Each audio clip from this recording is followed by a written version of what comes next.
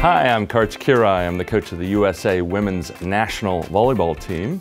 And it sounds like you've submitted some questions for me on Facebook, so let's get right to it. And here they are. We flipped it over, but here it is. Question number 1. What's your favorite beach venue for playing outdoor or sand volleyball?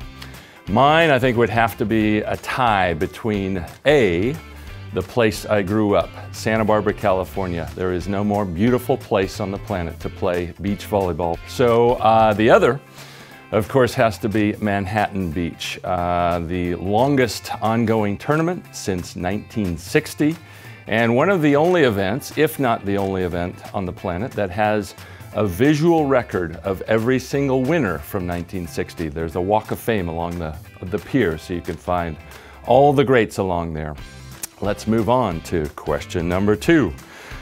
Karch, what would you say to parents and young players who are not starters on their team to keep them motivated in pursuing this sport? First of all, especially if you're younger, hopefully your pursuit is not to be a starter on your team, but hopefully you're involved in the sport and parents are fostering that same thing and just involved with a passion for the game. It should be fun.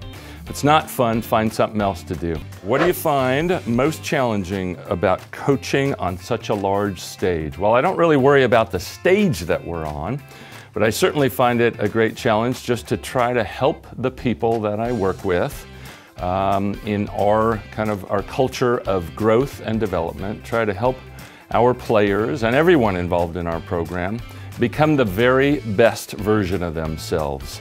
I'm not always great at it, but I try to be the best teacher that I can and just create an environment where people can constantly be striving to be a better version of themselves. Next question, who was your favorite setter during your time competing on the USA men's team? Well, I had 2, and those 2 setters were really the ones who carried the brunt of the workload. First, got to play with one of the all-time greats, Dusty Dvorak, and along with other greats like Steve Timmons, Craig Buck, Pat Powers, and many others. We got to compete on home court in the Los Angeles 1984 Olympics, and that was a tremendous thrill to play with Dusty. And then after he moved on, our other great setter on the team was Jeff Stork, and he was loads of fun to play with. Still in the game now as a coach on the women's side and college at Cal State Northridge in the Los Angeles area, but the 2 of them were 2 of the very best to have ever played the game. Had their different strengths and weaknesses, but both were incredibly fun to play with. Next question, how would you coach your younger self, Karch? What kind of advice would you give Karch? Would Karch the coach give Karch the player? One of the things that we focus on a lot more in this day and age than I probably did is just the mental game of volleyball. That's a critical element. If you ask any athlete, any coach, they would say that volleyball is probably at least half, if not far more than half mental. And so I don't think I devoted as much time as I could to it in terms of having a more well-defined purpose in going into each of my training sessions, spending some time with meditation, and just in terms of developing my ability, as a lot of our athletes do now, my ability to redirect. We get to control our thoughts. We can only have one at a time. And if I don't have a productive one, I've got to figure out how to get it to a better one to help me perform better on the next play. I spent very little time on that in the past. I would spend a lot more time coaching myself on it now.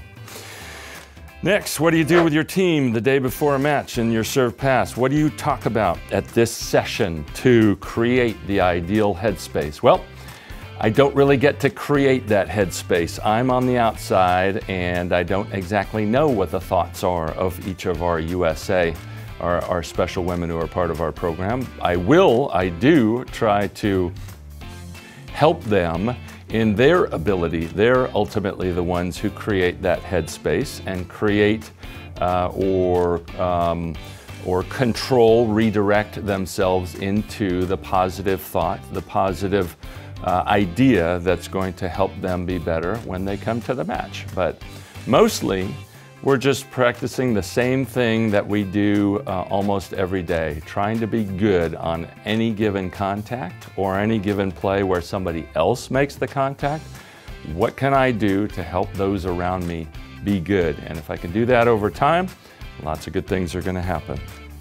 Next, how do you keep calm in a very tense match? It's not always easy.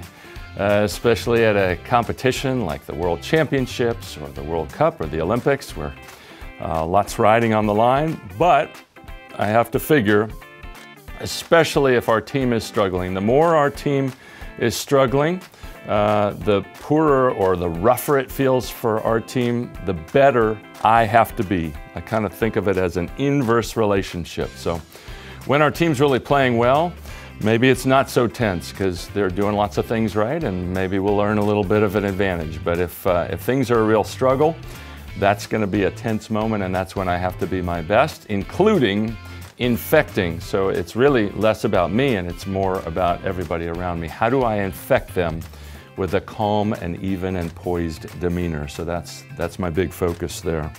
Another question, what is it like to travel with so many women all the time? Well, all I would tell you is that we have a special group of women, of Americans in our program, and I'm honored to get to work with them every day. And I love the job so much with this group of women and men that we have around us, women players and staff and male staff and coaches. It's such a special and such a group that's devoted to becoming, I guess, accomplishing ever higher versions of mastery that it makes it easy. Under any situation, any challenge, to be together with a group like that is an honor and a privilege and a great challenge to do that all together. And then lastly, what do you think about this? He looks like John McEnroe. Well, I don't know how to react to that one, except my most recent, the last I saw John McEnroe, for anybody who was watching the Australian Open in tennis, which was an incredibly compelling and riveting competition with Federer against Nadal and the Williams sisters. At some point they would show the broadcasters, and it was a play-by-play. And then the two McEnroe brothers huddled together in this tiny little cubby of a room that they called a broadcast room. And it was hilarious to see the three of them packed in like sardines in that. So I'm glad I don't have to sit where John McEnroe was sitting during the Australian Open. But other than that, that's the first time I've heard that called before. Anyway, I wish you all the best of success. And hopefully we'll see you either out on the volleyball court soon, in a sport hall, or at least through the television.